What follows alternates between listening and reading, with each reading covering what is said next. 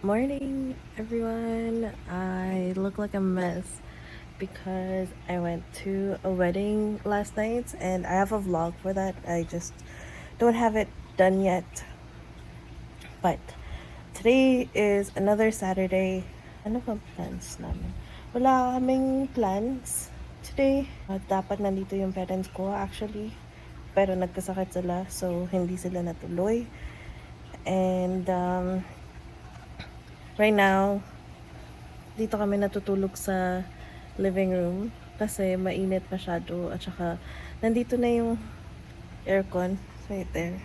So, di na namin uli nilipat dun sa room kasi nga lalagay pa namin sa depo and seems like it's gonna be a hassle.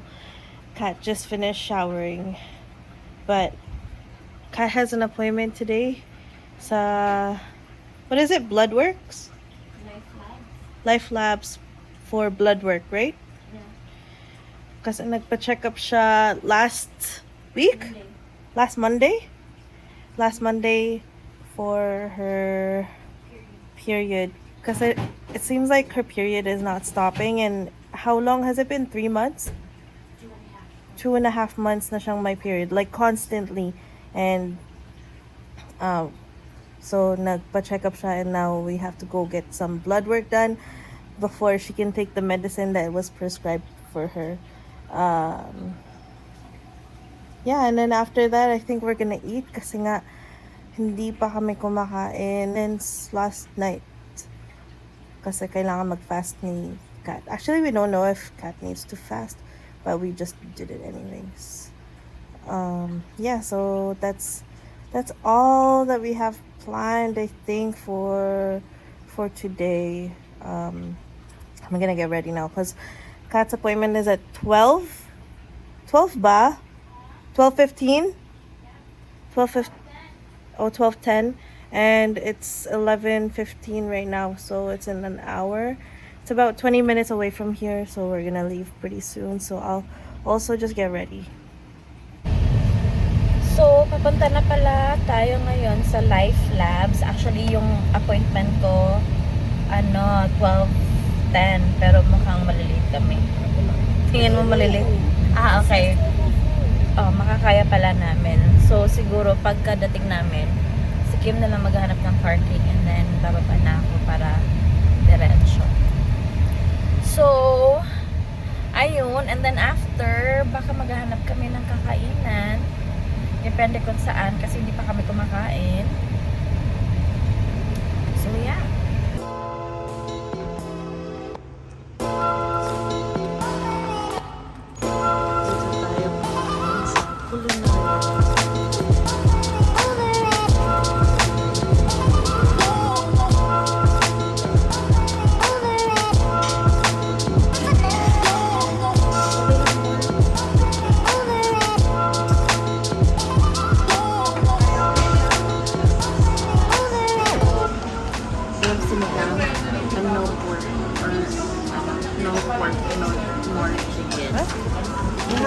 They only have sinigang soup. So you have a choice if you want the one with pork or chicken or the one with only vegetables. Oh, is it cheaper? Yeah. Where do you see that? It just says tamarind sour soup. Oh, it's here. This one and this one. Oh, okay, I see. Well, let's just get the one with the pork.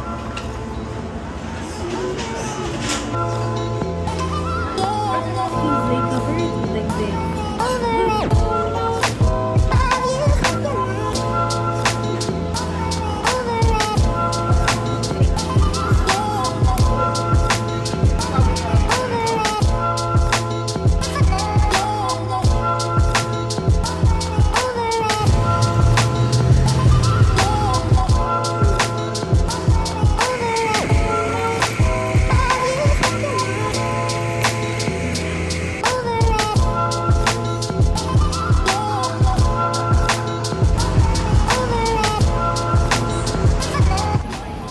Nandito kami ngayon sa Commercial Drive.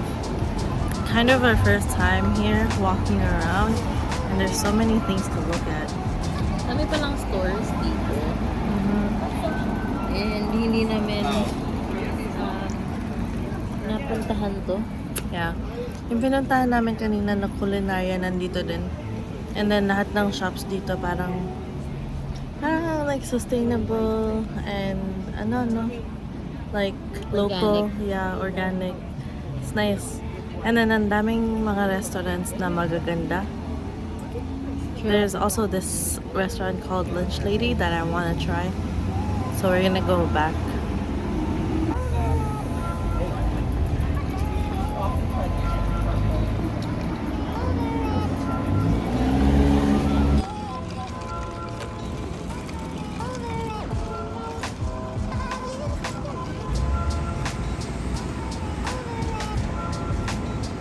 That one.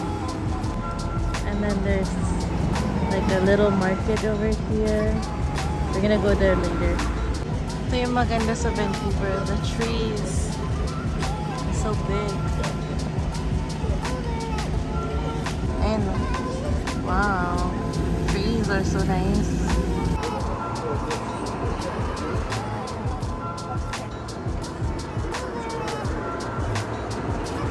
Punta tayo din sa may mga parang farmer's market type.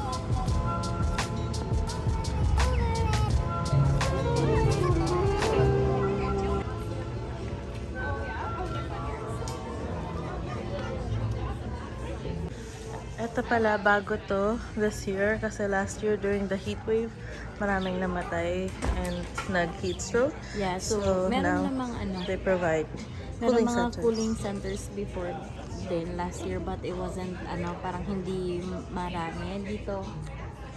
They added more centers for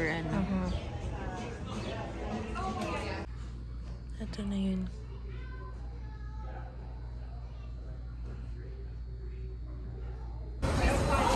Yan, balik na kami sa car. Okay, we are in the car now. It's 30 degrees.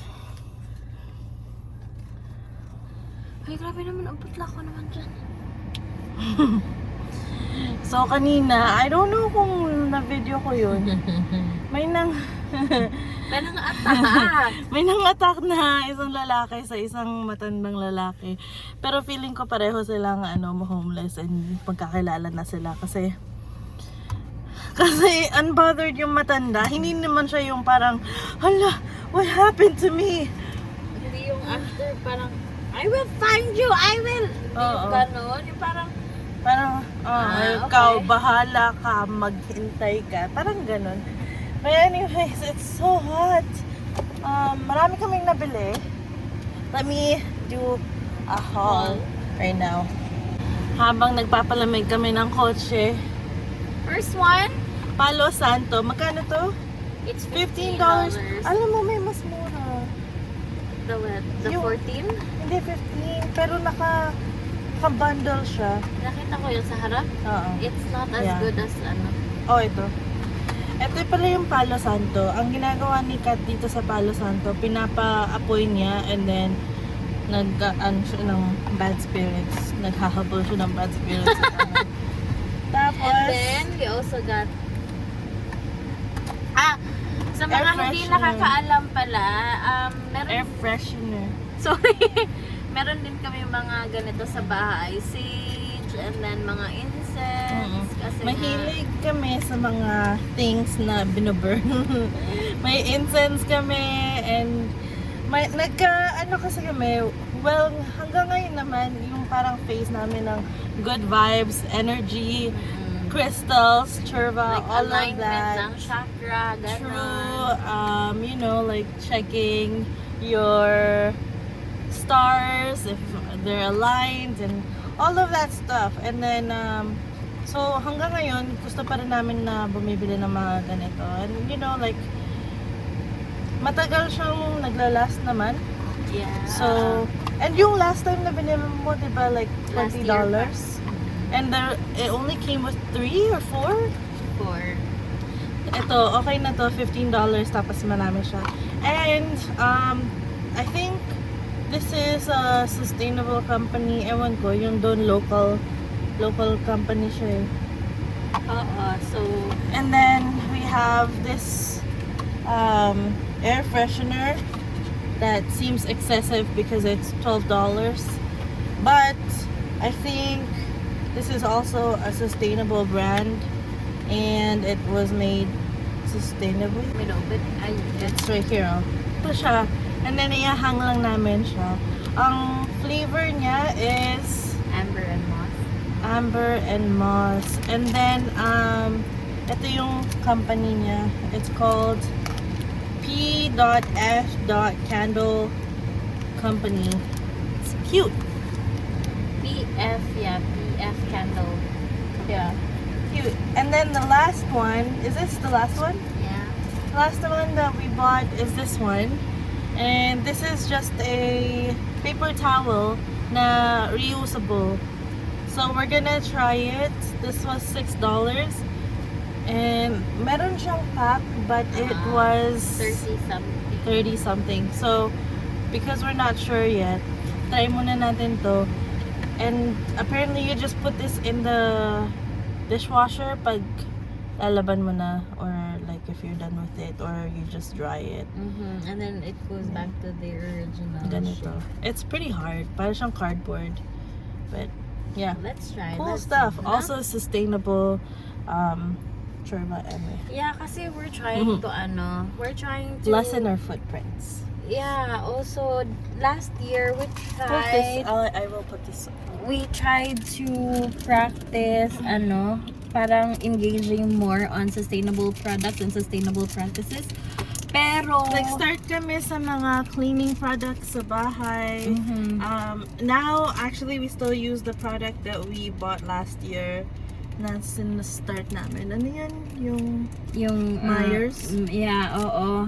At first, parang nagdadalawang isip kami if organic ba siya or hindi. Pero kasi talaga nakita ko siya sa Whole Foods. So, okay naman siya. It is organic. Pero guys, if papunta kayo dyan, if magpa-practice kayo ng mga ganun. Unti-untiin nyo kasi mahal sobra. Yeah, mahal. And then also, itry nyo lang if din ba sa inyo, if mag-workout din ba sa inyo. Kasi sa amin, nahihirapan kami, and dalawa lang kami. Nahihirapan lang kami sa, like constantly thinking about it and like,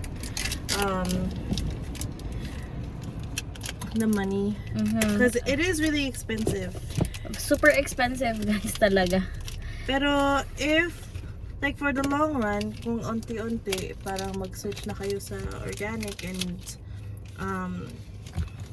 sustainable, then it helps in the long run kasi may mga gamit na kayong ganun. Yeah, also wala na kami masyado mga plastic sa bahay. Yung mga trash cans na lang. Pero yung mga container namin puro na glass. Ayun na siya guys. So, nandyan siya kasama ni Jesus. Ayan. Ay, sorry. Oh, it's good. Smells so good. Naamoy na namin. Oo. So, ganyan lang pala siya. It's cute. Yeah. So, yeah. Pwede naman kayo bumili ng mga shaldan, yung mga anything. Depende yan sa inyo, guys. Pero, actually, bumili kami ng shaldan, like Neo shaldan. Pero, naiwan ko sa Calgary. Yan sa Calgary. So, hindi na lang kami nito. Okay lang naman. And, it feels nice that it's environment, pretty, and it's also friendly to environment. Environmentally friendly. Yeah. And then, yung cups na mga ganito, they look like plastic, but they actually Biodegradable. They're biodegradable. I think most of the shops, like especially the indie shops na mga coffee, they have like biodegradable containers now. So, kayo din guys, you can be a part of mga to take care or being a good steward sa earth, But we're not like preaching this. Yeah. You don't have to do this. This is just our choice, and we're not even fully committed yet because like it's still expensive. And yung iba talaga walang kagaya ng mga sustainable products like, for example, shoes and bags and clothes. It's harder to find those, and it's also the price is 10 times as pricier. But yeah, if you can start on little things, especially the chemicals that you use at home. True. Well, mat and nat is good. Yeah, mat and nat is good, but we only have one mat and nat bag. And maliit lang. Anyways. Totoo. So, guys, we have two. Your shoulder bag and the backpack. Oh, yeah. Magdadrive muna kami. Magagas kami kasi 66 kilometers na lang ang mararating ng gas namin. So, gotta look for a Petro Canada. Okay, see ya. Nagpagas kami ng $40 because gas right now is $1.98 per liter. Mataas na naman. I mean, drive na kami pa uwi. Nandito na kami sa bahay. Umihi lang kami sa pool. Pero, I mean sa pool area. Walang nasa-swimming oh. Swimming kaya tayo. Ano? It's so hot outside. Yung kinainan namin kanina, ang dami ng servings. So, ito ang aming ulam later. Take it to go. Laki pa niyan. Yeah. And then this is the pool area of our building. Yan siya, may hot tub. But they close it during summer. That's consistent. Like last summer, they also closed it. I think it's too hot.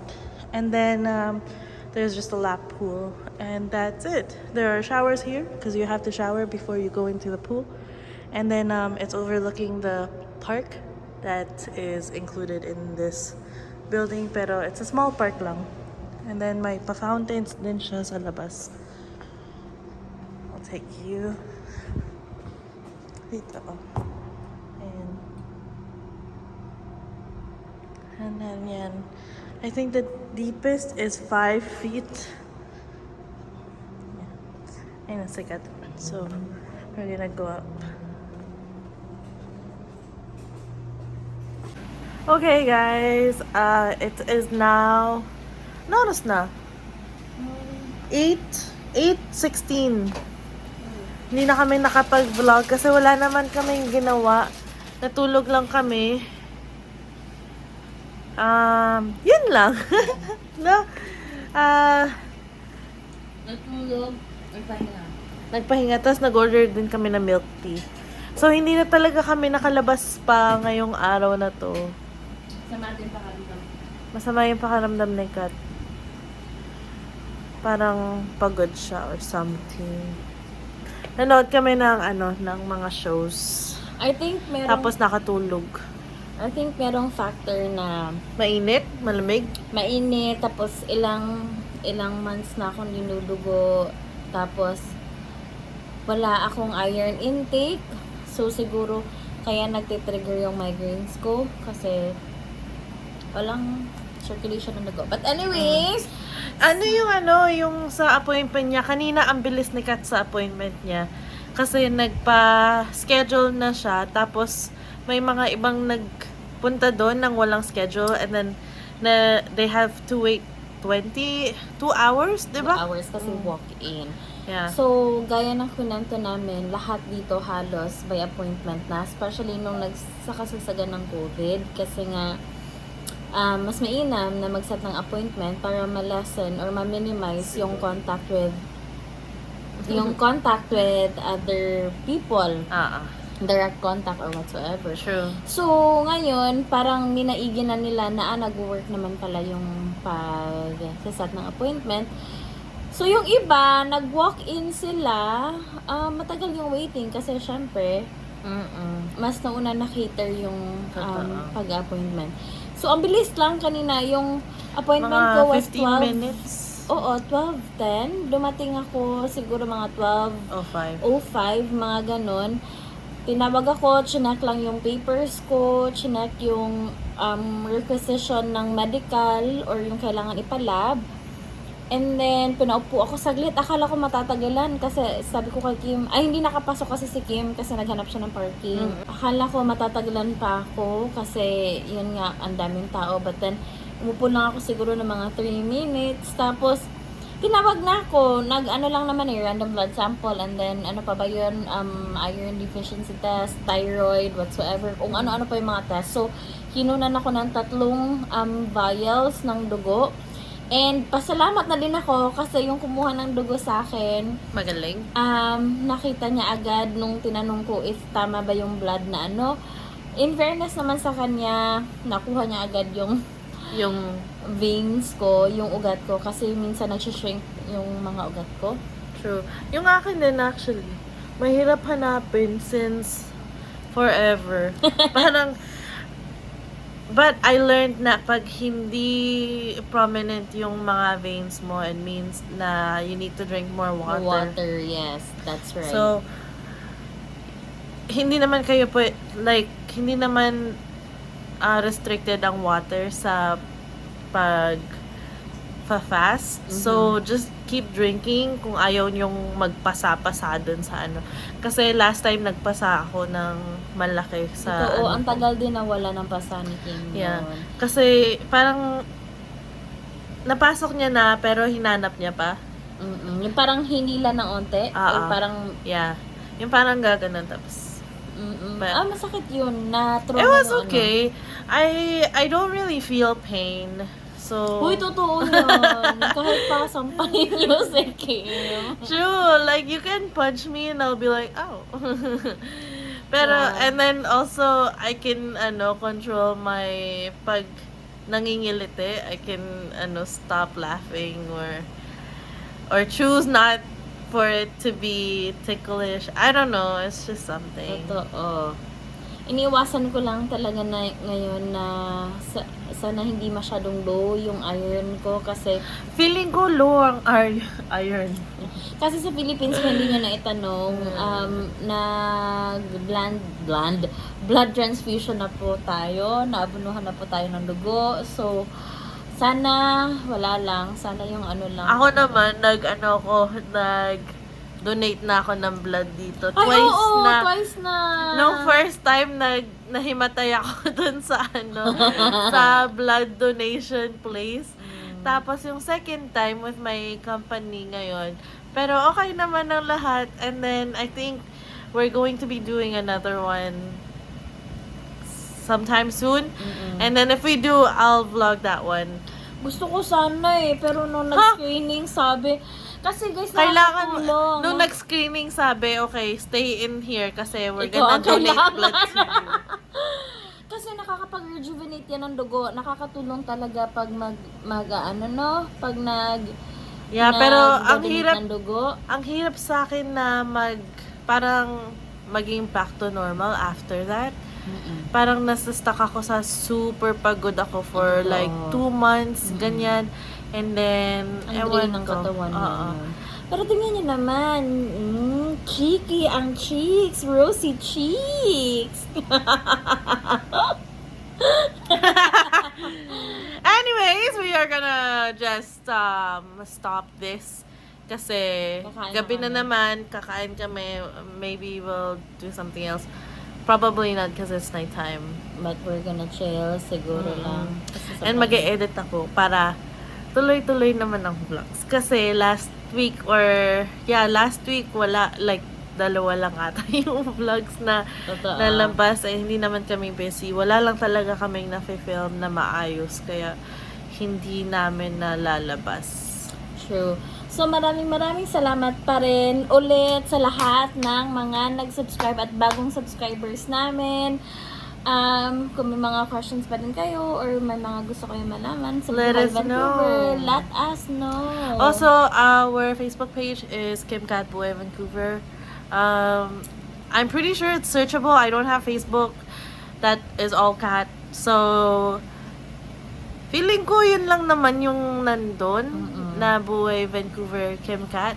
Meron yung sa profile talaga.